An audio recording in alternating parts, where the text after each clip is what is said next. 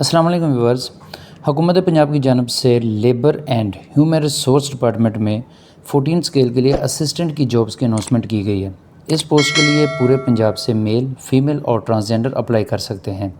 इस पोस्ट के लिए आपने कितना सिलेबस कवर करना है, तैयारी कैसे करनी है और कौन सी बुक्स परचेज़ करनी है, सीट्स कितनी है, जॉब की रिक्वायरमेंट क्या है और अप्लाई करने का तरीकाकार क्या है, तमाम डिटेल आज की वीडियो में आपके साथ शेयर करूंगा। तो हमारी वीडियो को लाइक कर लें, चैनल को सब्सक्राइब कर लें और लिंक में मौजूद डिस्क्रिप्शन लिंक में मौजूद वहाँ हमारे व्हाट्सएप चैनल को फॉलो कर लें ताकि तमाम अपडेट्स आपको इन टाइम मिलती रहें।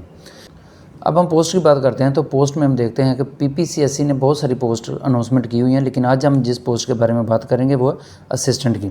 तो असिस्टेंट की पोस्ट में हम देखते हैं टोटल नंबर ऑफ़ पोस्ट कितनी है, हमारे पास 36 हैं, जिसमें ओपन मेरिट कितनी है वो 31 पोस्ट हैं और उसके अलावा स्पेशल पर्सन के लिए जो बताई गई हैं वो 2 सीट्स हैं, यानी कि मज़ूर अफराद जो हैं। और उसके बाद मिनॉरिटी कोटा आ जाता है हमारे पास। मिनॉरिटी में हमारे पास 2 सीट्स हैं जो कि मेल्स के लिए हैं और 1 सीट जो है वो है फ़ीमेल के लिए, यानी कि ये 3 सीट्स ऐसी हैं जो कोटा में मौजूद है, जो कि सिर्फ रिक्वायर्ड कोटा ही अप्लाई कर सकता है, यानी कि मेल्स में मेल अप्लाई कर सकता है, फीमेल में फ़ीमेल अप्लाई कर सकती है और रिमेनिंग 31 सीट्स हैं उसमें कोई भी अप्लाई कर सकता है। उसमें पोस्ट का नेम आ जाता है जी BS16, यानी कि 16वें स्केल की पोस्ट है। और नीचे हम देखते हैं जो कंट्रैक्ट बेस पे है, जो कि बाद में परमानेंट हो सकती है। जब फर्स्ट टाइम जो अनाउंसमेंट की गई है वो कॉन्ट्रैक्ट बेस है और कॉन्ट्रैक्ट का पीरियड जो है वो 5 ईयर्स है। वो इससे बढ़ा के ज़्यादा भी किया जा सकता है और 5 ईयर्स के बाद इसको परमानेंट भी किया जाता है। अब इसके आ जाती है क्वालिफ़िकेशन रिक्वायरमेंट। तो क्वालिफ़िकेशन रिक्वायरमेंट सबसे अहम बात यह है कि सिंपल ग्रेजुएशन किसी भी रिकॉग्नाइज यूनिवर्सिटी से अगर किया हुआ है तो इस जॉब के लिए एलिजिबल हैं। अब सिंपल ग्रेजुएशन में कौन कौन सी चीज़ें आ जाती हैं जी आपके पास। अगर आपने BA किया हुआ है, BSc की हुई है, EDA किया हुआ है या EDP किया हुआ है, BCom किया हुआ है और इसके अलावा अगर आपने BS किया हुआ है, मास्टर्स किया हुआ है, और अहम चीज़ ये है कि अगर आपने मेडिकल या नॉन मेडिकल किसी भी फील्ड में या तमाम डिग्रीज़ में से कोई एक डिग्री की हुई है तो आप इस पोस्ट के लिए एलिजिबल हैं। कोई स्पेसिफिक जॉब रिक्वायरमेंट में नहीं है कि आपने किसी स्पेशल या किसी स्पेसिफिक फील्ड में डिग्री की हो तो आप इसके लिए एलिजिबल हैं, यानी कि आपने कोई भी फील्ड में डिग्री की हो तो आप इस पोस्ट के लिए एलिजिबल हैं। इसके बाद नेक्स्ट हमारे पास आ जाता है जी अप्लाई कौन कर सकता है और एज लिमिट कौन सी होनी चाहिए। तो मेल्स के लिए उन्होंने बताया हुआ कि 21 + 30 + 5, यानी कि मिनिमम एज लिमिट जो है वो 21 है और 30 + 5 ईयर जो एज रिलैक्सेशन मिला के 35 ईयर्स आपकी एज होनी चाहिए। और फीमेल्स के लिए जो उन्होंने बताया हुआ है उसमें आ जाता है जी हमारे पास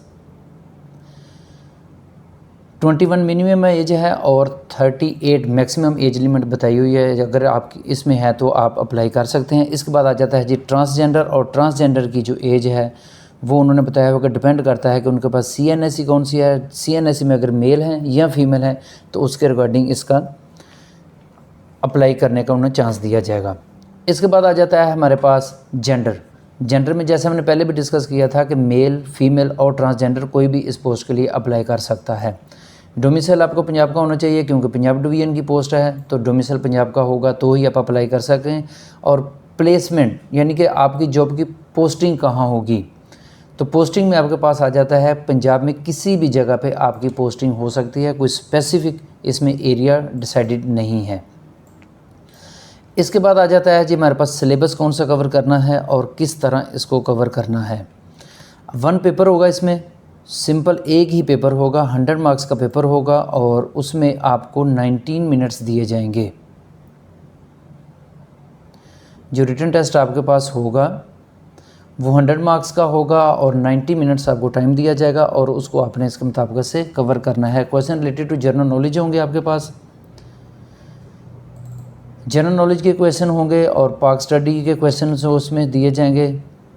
इसके अलावा आपके पास करंट अफेयर्स होगा, इस्लामिक स्टडी होगा और इसके अलावा एजुकेशन और उर्दू के होंगे, इंग्लिश के होंगे, एवरीडे साइंसेस के होंगे। ये तमाम के तमाम सिलेबस है आपने कवर करना है। और सिलेबस कवर करने के लिए आपने बुक्स कौन सी लेनी है और कहाँ से तैयारी करनी है, तो मोस्ट ज़्यादा बेहतर यही है कि इम्तियाज़ साहब के पास पेपर्स की बुक्स ले लें, उनका कोई भी एडिशन ले लें, लेकिन मोस्ट प्रेफरेबल जो होगा वो 103, 103 या 104, इन 2 एडिशन्स में से कोई आप एक एडिशन ले लें या दोनों ही ले लें। और जनरल नॉलेज के लिए कारवान की ले लें या किसी और बुक डिपो से कोई भी बुक आप ले लें जनरल नॉलेज के लिए, वहाँ से आप तैयारी कर लें तो आप इंशाल्लाह ताला इस टेस्ट के लिए क्वालिफ़ाई कर जाएंगे, टेस्ट को क्वालिफ़ाई कर लेंगे और आपकी जॉब एलिजिबिलिटी इसमें बन जाएगी।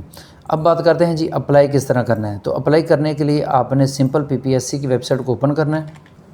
पीपीएससी की वेबसाइट को ओपन करेंगे, अप्लाई ऑनलाइन पे क्लिक करेंगे और यहाँ पर आप देखेंगे कि जिस पोस्ट के लिए आपने अप्लाई करना है नीचे दिया हुआ है, या तो यहाँ पर लिख लें या नीचे उस पोस्ट के ऊपर आप क्लिक कर दें। तो हम असिस्टेंट की पोस्ट के लिए कर रहे हैं तो असिस्टेंट की पोस्ट पे क्लिक करेंगे। ये सारे का सारा क्राइटेरिया बताया हुआ है, number of seats, minority, majority और किस किस लेवल की सीट्स हैं वो बताई गई हैं। यहाँ पर आपने क्या करना है, प्रोसेस पे क्लिक कर देना है। प्रोसीड पे क्लिक करने के बाद ये 6 स्टेप आपको दिए हुए हैं, इनको आपने अच्छे से देख लेना है कि इस तरह आपने इसे अप्लाई करना है। अप्लाई करने से पहले वो सेम क्राइटेरिया है को आपको अच्छी तरह आपने रीड कर लेना है, किसी किस्म की स्पेलिंग मिस्टेक ना हो, अपने नेम में, अपने वालिद साहब के नेम में किसी किस्म की मिस्टेक ना हो। अप्लाई करने के बाद आपने उसका प्रिंट ले लेना है और अगर फिर भी किसी एंड से कोई मिस्टेक हो जाती है तो आप एडिट एप्लीकेशन वाले लिंक को यूज़ करते हुए उसको बिफोर डेट यानी कि लास्ट डेट से पहले उसको क्लियर कर सकते हैं। तो आपने अपना मोबाइल नंबर जो उन्होंने बताया हुआ जी, सेल फ़ोन आपका एक्टिव होना चाहिए और ताकि उस पर आपको इन्फॉर्म किया जा सके। अप्लाई करने के लिए यहाँ पर आप क्लिक करेंगे, क्लिक करने के बाद अप्लाई ऑनलाइन आप कर देंगे। तो यहाँ पर आपके सामने आ जाएगा CNIC। तो फर्स्ट टैग में आपका आ जाएगा CNIC विद डैशेस, यानी कि डैशेस के साथ आपने लिखना है और नीचे सेकंड ऑप्शन में विद और डैशेस आपने लिखना है और उसके बाद आपने प्रोसीड पे क्लिक कर देना है। तो फर्दर आपके पास जो ऑप्शंस आ जाएंगे उसको फॉलो कर लेना है। इस तरह आपका जो है वो फॉर्म अप्लाई हो जाएगा। इसमें 600 रुपीज़ फ़ी है और 8 सितंबर इसकी लास्ट डेट है अप्लाई करने की। तो उससे पहले आपने इसे अप्लाई कर लेना है। किसी चीज़ का ना समझ आ रही है तो आप हमारे वीडियो में कमेंट कर सकते हैं ताकि मैं आपको गाइड कर सकूं। हमारी वीडियो को लाइक कर लें, चैनल को सब्सक्राइब कर लें और व्हाट्सएप चैनल को फॉलो कर लें ताकि तमाम अपडेट्स आपको इन टाइम मिलती रहें। मिलते हैं नेक्स्ट वीडियो में किसी नेक्स्ट टॉपिक के साथ। तब तक अपना बहुत ख्याल रखिएगा जी। अल्लाह हाफिज़।